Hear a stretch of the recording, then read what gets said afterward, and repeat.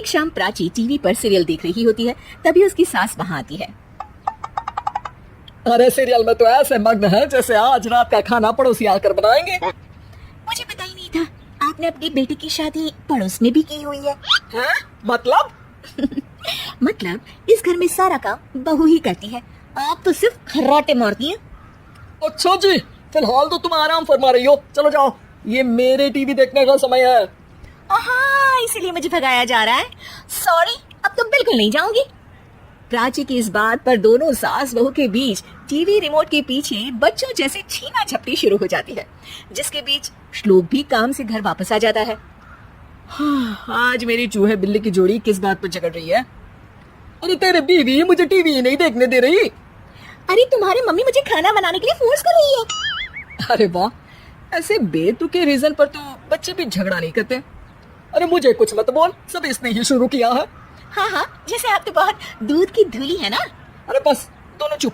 प्राची जाओ, खाने की तैयारी करो। और माँ तुम छोड़ो, तुम्हें क्या बोलूं, शांति से अपना सीरियल देखो, मुझे दोबारा लड़ने की आवाज सुनाई नहीं देनी चाहिए। ऐसा बोलकर श्लोक वहां से चला जाता है, जिसके पीछे पीछे प्राची भी कुछ न कुछ बड़बड़ाते हुए रसोई में चली जाती है। हाँ हाँ, सासू जी को तो कुछ बोलेंगे ही नहीं, बस मुझ पर ही हुक्म चलता है, खाना बनाओ, जैसे मैं इनके घर में खाना बनाने के लिए आई हूँ। इसी तरह शाम बीतती है और रात को श्लोक और प्राची की सास खाना खाकर सोने चले जाते हैं, लेकिन प्राची गुस्से में कुछ खाए बिना काम में ही लगी रहती है। इस घर में किसी को घंटा फिक्र नहीं पड़ता, मैं खाऊं या भूखी रहूं।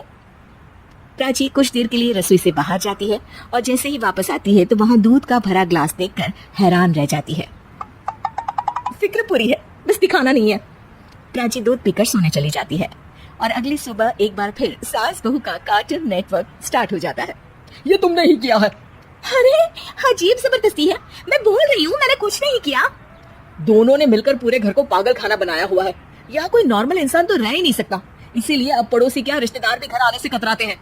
और सुन बेटे, तू भी चंगा, तेरी माँ भी चंगी, तेरी बीवी भी चंगी, रिश्तेदार।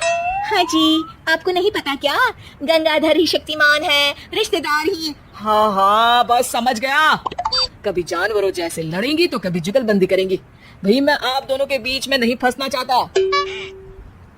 सास बहू की इस मन मौजी जोड़ी से परेशान होकर श्लोक अपना सिर खुजलाता वहां से चला जाता है। चलो अब मैं भी कीर्तन में जा रही हूँ। इस पर जैसे ही सास कमरे में अपना पर्स लेने जाती है तो वहां नाश्ते की प्लेट रखी देख मुस्कुराने लगती है और नाश्ता करके घर से बाहर निकलते हुए कुछ पैसे टेबल पर रख जाती है, जिसके कुछ देर बाद सिलेंडर वाला घर आता है। ओ मोरी मैया, मैं सिलेंडर के बारे में तो बिल्कुल भूल ही गई थी। घर खर्च के सारे पैसे भी मम्मी के पास है और श्लोक से बोला तो उल्टा 4 बात सुनाएंगे। प्राची ये सोच ही रही होती है कि अचानक उसका चेहरा चमक उठता है और वो घर में आकर इधर उधर देखने लगती है। तभी उसकी नजर टेबल पर रखे पैसों पर पड़ती है, जिन्हें वो सिलेंडर वाले को दे देती है। ये सब श्लोक देख लेता है। अच्छा बेटे, इतना बड़ा घोटाला, सबके सामने मैं तेरी दुश्मन और पीठ पीछे तेरी मेरी यारी। इस पर श्लोक एक प्लान बनाता है और शाम को सब एक साथ बैठे होने पर बोलने लगता है। माँ, तुम दोनों की बहुत लड़ाई होती है, इसलिए मैं सोच रहा हूँ कि प्राची को उसके घर छोड़ाऊं, इससे वो भी खुश रहेगी और तुम भी।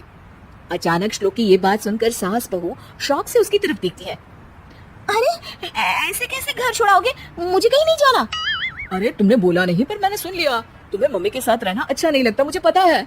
अरे वो अरे, जब बहू खुद कुछ काम बोले तो वो तुझे सुनता नहीं, और अब जो इसने बोला ही नहीं वो तू समझ गया। जब उसे नहीं जाना तो फिर जबरदस्ती क्यों कर रहा है? अच्छा, फिर आपको मौसी के घर छोड़ाता हूँ। बस अब आप दोनों एक घर में एक छत के नीचे नहीं रह सकती। मैं इस टॉम एंड जेरी की जोड़ी को और नहीं झेल सकता। हैं? ऐसे कैसे नहीं रह सकते? तुम्हें इतनी दिक्कत है तो तुम्हारा बोरिया बिस्तर पैक कर देती हूँ, लेकिन मम्मी जी कहीं नहीं जाएंगी। बिल्कुल यही सुनना था मुझे। अगर दोनों में इतना ही प्यार है फिर हर वक्त ये लड़ाई का नाटक क्यों करती हो? देखा मैंने कैसे माँ किचन में दूध रखती है और तुम उनके लिए कमरे में नाश्ता रखती हो, और कैसे वो पहले ही तुम्हारी दिक्कत समझ कर घर में पैसे रखकर बाहर जाती है। अरे भाई, इतना ड्रामा तो डेली सोप में भी नहीं होता जितना तुम दोनों ने इस घर में फैलाया हुआ है। तू हमें टॉम एंड जेरी बोलता है ना, तो याद कर वो दोनों भी एक दूसरे को बाहर वालों की बुरी नजर से बचाने के लिए हमेशा सबके सामने लड़ते थे, लेकिन अकेले में दिक्कत के समय मदद भी तो करते थे। बस हमारा रिश्ता भी कुछ ऐसा ही है। और वैसे भी अगर सास बहू में तू मैं नहीं होती तो दुनिया वालों को कहानियां कैसे मिलेंगी?